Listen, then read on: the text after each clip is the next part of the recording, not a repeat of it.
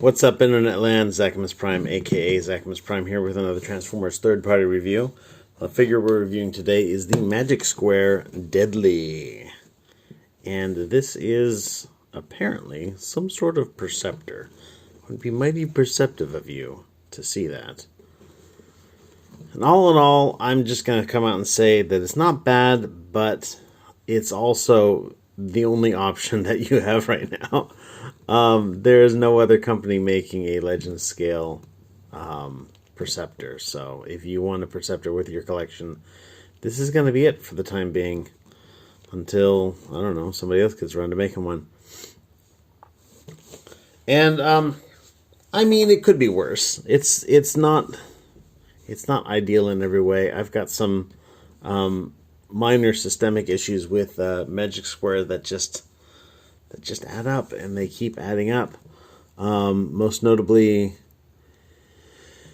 there's the subject of the Magic Square plastic, and it's not used in all of this figure.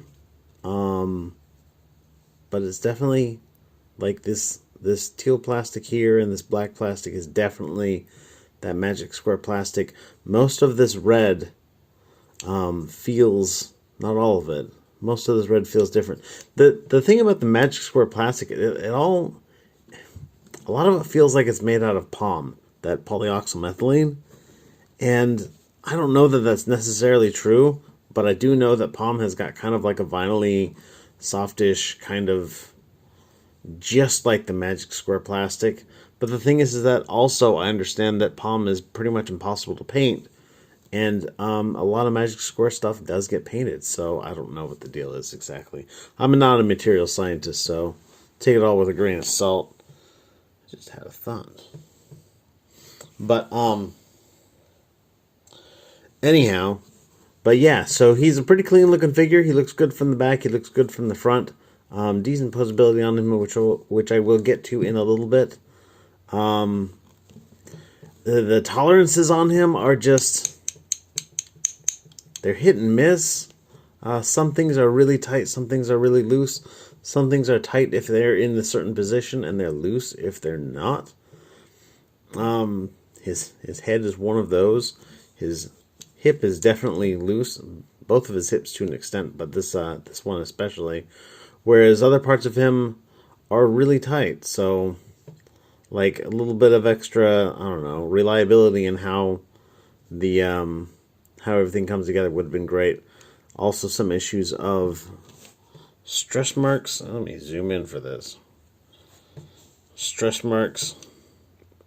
Minor stress marks around this pin, that pin, even a little bit of that pin. So,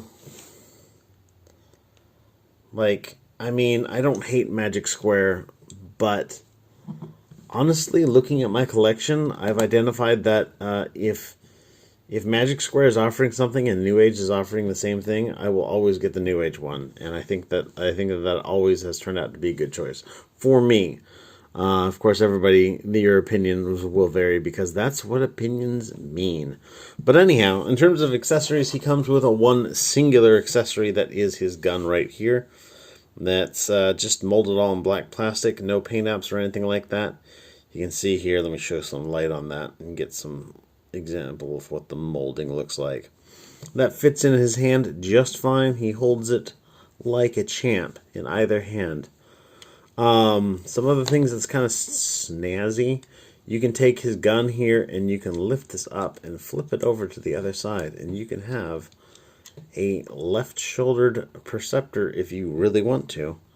But I personally think that looks a little bizarre, so I'm going to move it back over.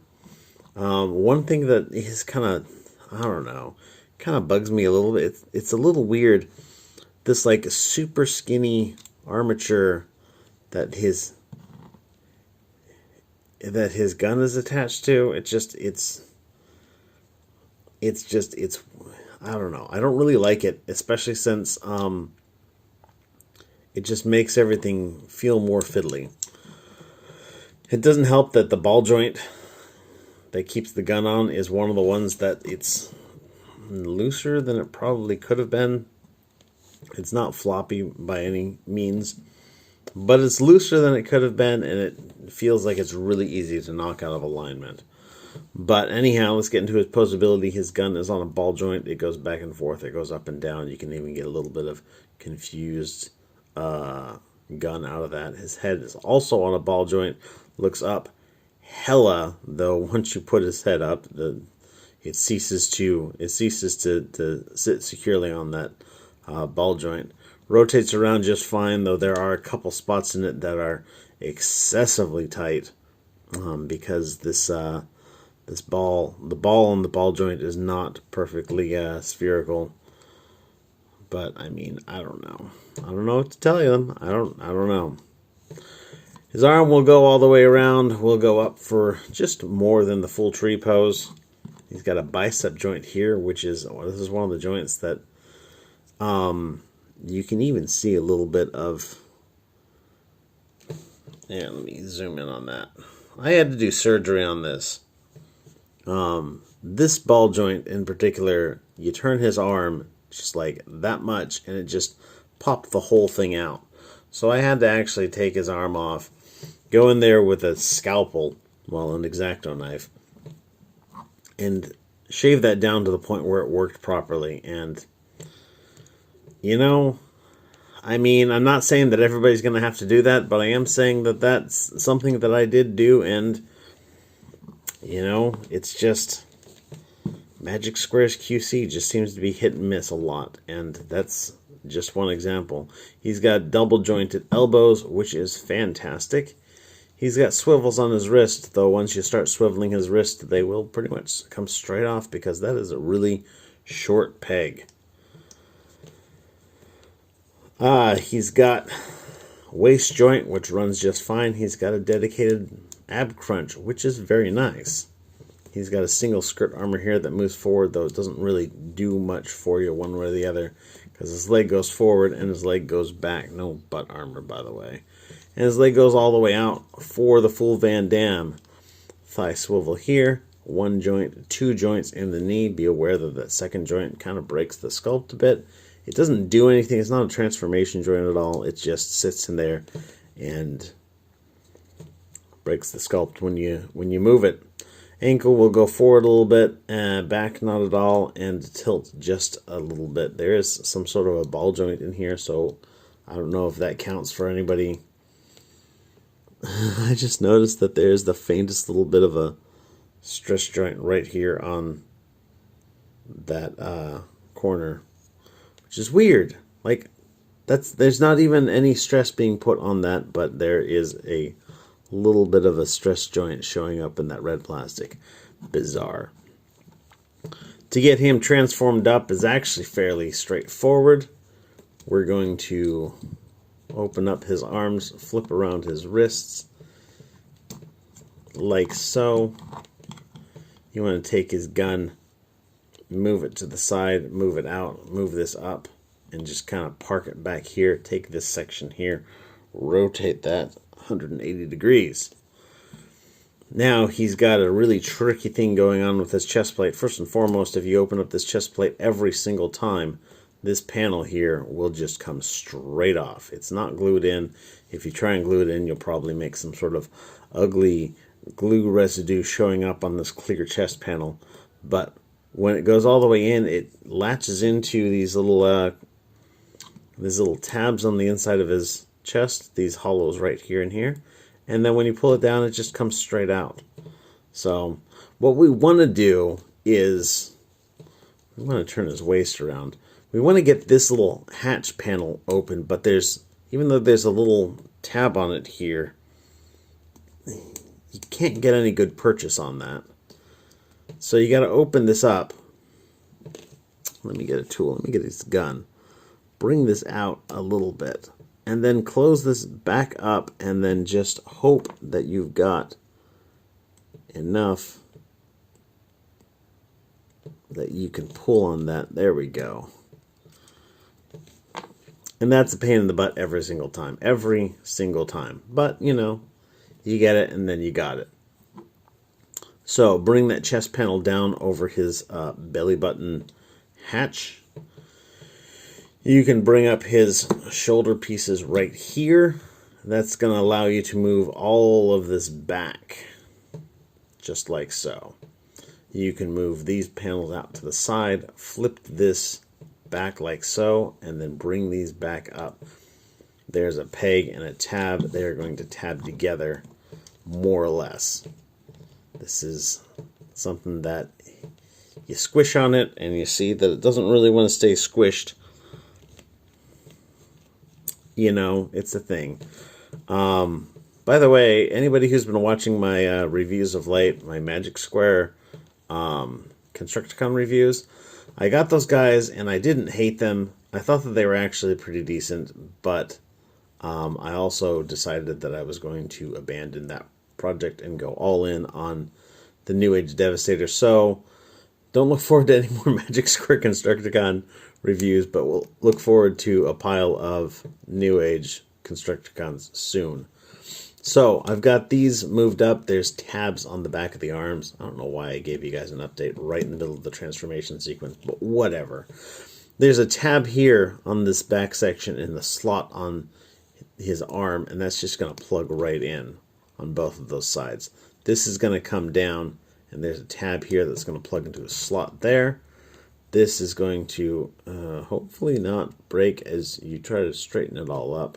Just kind of relatively point that down there. On the back here, you've got these two little panels here. You're going to flip those around, and they're going to cover up the semblance of his head. Now, for his legs, what you want to do is you want to take this panel here, you want to lift it up, but not just lift it up by here, you want to kind of lift it up all along its way so that this back part of the panel clears. Let me get that focused. So that this back part of the panel clears this little notch that sticks up. And that's going to come around. You're going to take his heel, fold it up, fold his toe, come on, down. And now you've got this on kind of a double joint here. So you're going to carefully try and straighten this out. And then that heel is going to plug into, there's a tab here and a slot on the heel. And it's going to go there. Spoiler alert, it will not peg in. It'll sit there. There's a slot and a tab, but it will not just like sit securely. It'll just kind of hang out in that spot. There's a slot here on the side of his leg. There's a tab. Let me get some light on that.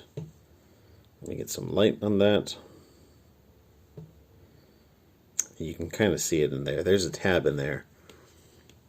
There we go. There, now you can see it bright as day. That tab is going to go into that leg. You're going to turn this leg 90 degrees and then bend it on the knee joint. And then this tab on the back here is going to fit into a slot on his inner thigh. Just like so. And then we're going to do the same with the other leg. So, panel, lift that up, bring this around, heel, toe, straighten out that track. Kind of put that into place-ish.